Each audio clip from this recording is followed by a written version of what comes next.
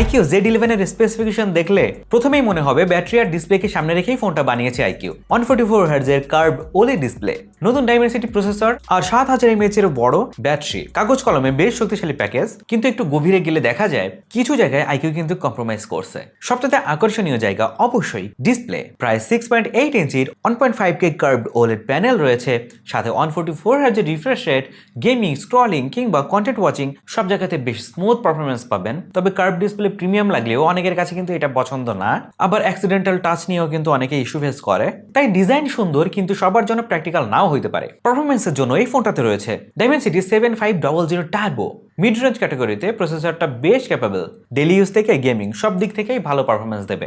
সঙ্গে UFS 3.1 storage, এটা কিন্তু ভালো একটা সিদ্ধান্ত। কিন্তু র্যাম হিসেবে LPDDR4X ব্যবহার করা হয়েছে, এখানে LPDDR5 বা LPDDR5X দেওয়া উচিত ছিল। সেই ক্ষেত্রে পারফরমেন্স প্যাকেজটা আরো মডার্ন মনে হইতো। অর্থাৎ প্রসেসর এবং স্টোরেজ ভালো, কিন্তু র্যামের জায়গায় কস্ট কাটিং পরিষ্কার। ক্যামেরাতে সনি সেন্সর ইউজ করা হয়েছে 50 মেগাপিক্সেলের IMX882 সেন্সর, সাথে 8 মেগাপিক্সেলের আলট্রা ওয়াইড সেন্সর।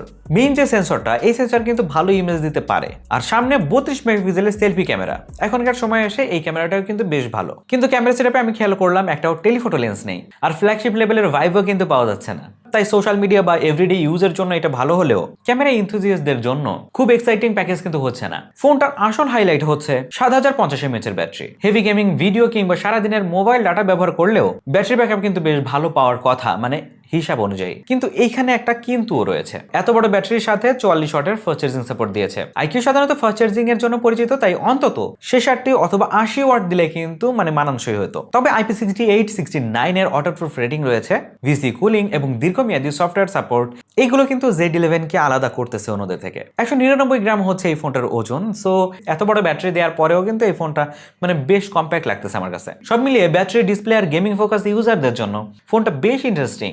কিন্তু র্যাম আর চার্জিং স্পিড এখানে কিন্তু বেশ কম্প্রোমাইজ রয়েছে। বাংলাদেশে যদি আনঅফিসিয়ালি আসে এই ফোনটা, বেস ভেরিয়েন্ট আনুমানিক 48,000 থেকে 50,000 টাকা, এবং হায়ার ভেরিয়েন্ট যদি নিতে চান সেই ক্ষেত্রে 65 থেকে 70,000 টাকায় কিন্তু চলে আসতে পারে। আপনাদের কাছে কেমন লাগলো এই ফোনটা জানাতে ভুলবেন না, জানিয়ে দিন কমেন্ট সেকশনে। এখনো যারা চ্যানেলটিকে সাবস্ক্রাইব করেনি এখনই সাবস্ক্রাইব করে রাখেন। দেখা হচ্ছে পরবর্তী ভিডিওতে। আল্লাহ হাফেজ।